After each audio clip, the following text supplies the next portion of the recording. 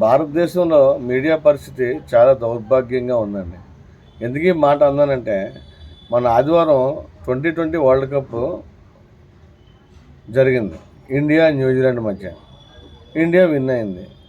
అది మామూలు విన్ కాదండి, అసాధారణమైన విజయం, సూపర్ విజయం. మ్యాచ్ వన్ సైడ్ అయిపోయింది. ఈ విషయం మ్యాచ్ 7 గంటలకు స్టార్ట్ అయితే నేను 4 గంటల ఆ టైంలో వీడియో చేసి వదిలాను. ఇండియా విన్ను, ఇండియా విజయం సాధిస్తుంది అనేసి. అంటే భారతదేశ పౌరుడిగా ప్రతి ఒక్కరు కోరుకునేది ఇండియా గెలుపు. అలా నేను కోరుకుందాం అని అనుకోకండి. నేను ఇండియా గెలుస్తుందని నాకు అర్థమైపోయింది. అందువల్ల మీరు పండగ చేసుకోండి అని చెప్పి వీడియో వదిలాను. ఆ విషయాన్ని పక్కన పెట్టాను. అయితే సూర్యకుమార్ యాదవ్ గెలిచిన ఆ కప్పుని తీసుకొని ఆంజనేయ స్వామి గుడికి వెళ్ళి ఆంజనేయ స్వామి పాదాల దగ్గర పెట్టి పూజలు చేయించాడు. ఇదో గొప్ప విషయం, ఇదో విజయం.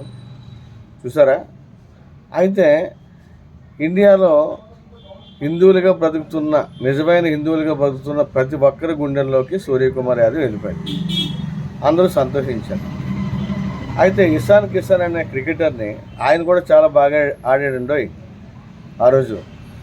ఇషాన్ కిషన్ అనే క్రికెటర్ని మీడియా వాళ్ళు ప్రశ్నించిన విధానం ఏంటంటే, కప్పు గెలిచారు, ఓకే, బాగుంది, గుడికి తీసుకెళ్ళడం ఏంటి, కప్పుని అక్కడ పూజలు చేయడం ఏంటి, దీని అర్థం అని అడిగారండి మీడియా. దానికి ఈయన అవాక్ అయిపోయాడు. ఈయన ఏం చెప్పాడంటే, కప్పు గెలడం చాలా పెద్ద విషయం అండి, అంత పెద్ద విషయాన్ని ఆడడం మానేసి గుడికి ఎందుకు వెళ్ళారు, గుడిలో ఎందుకు పూజలు చేయించారు అని అడుగుతున్నారు ఏంటండి అని మనోడు ఇషాన్ కిషన్ అడిగాడు. మీడియా వాడికి చెప్పాడు. దెబ్బకి గోప గీయమంది మీడియా వాడికి.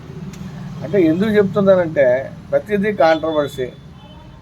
మీడియా అనేది ప్రజల కోసం బాసటగా నిలిచే సందర్భం, పరిస్థితి ఎప్పుడో పోయిందండి. ఎంతసేపు కాంట్రవర్సీ చేసి పలానా మీడియా వాడు బాగా అడిగాడు అని సెక్యులర్లు, కొంతమంది వేరే మతస్థులు అనుకోవాలని ఇలాగ అడుగుతున్నారు, ఇలా తయారయ్యారు. ఇప్పుడు భారతదేశంలో ఒక వర్గం కాదండి, చాలా వర్గాలు ఉన్నాయి. నిజమైన హిందువులు ప్రతి క్షణం యుద్ధం చేస్తారు తమ హక్కును సాధించుకోవడం కోసం. సెక్యులర్ అనే వెధవులు వాళ్ళ వల్ల భారతదేశం నష్టపోతుంది, వాళ్ళకి ఎప్పటికీ అర్థం అవ్వట్లేదు. అలాగే వేరే మతస్థులు ఇండియా గెలిచినా వాళ్ళు సెలబ్రేట్ చేసుకోరు. అంతెందుకండి, మొన్న న్యూజిలాండ్ మీద భారత్ విజయం పాకిస్తాన్లో కొంతమంది భారత్ మీద ఉన్న అభిమానులు, భారత్ను ప్రేమించే వాళ్ళు సెలబ్రేట్ చేసుకున్నారు. ఈ విషయం తెలుసా?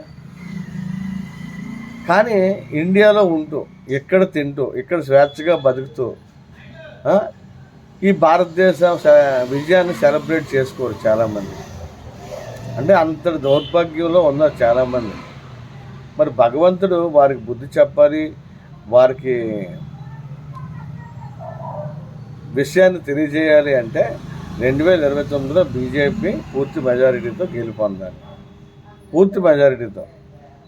ఇక ప్రతిపక్షాలు ఏవి రాకుండా ఉండాలి, కనుమరుగైపోవాలి. అప్పుడు కొన్ని చట్టాలు వస్తాయి, బాగుంటుంది. నిజమైన హిందువుకి చాలా బాగుంటుంది.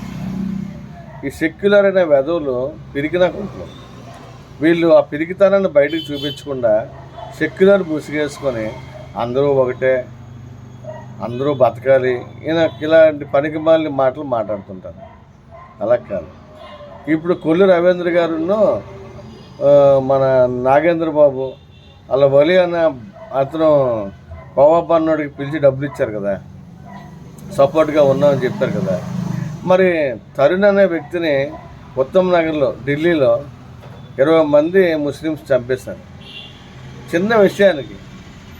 మరి వీళ్ళు ఎక్కడికి వెళ్ళిపోయారండి? వీళ్ళు ఖండించాలి కదండి. అరే తప్పురా, అలా చేయకూడదురా అని ఖండించాలి కదండి. రారు. వీళ్ళు సెక్యులర్ వీళ్ళు. జై హింద్, జై భారత్.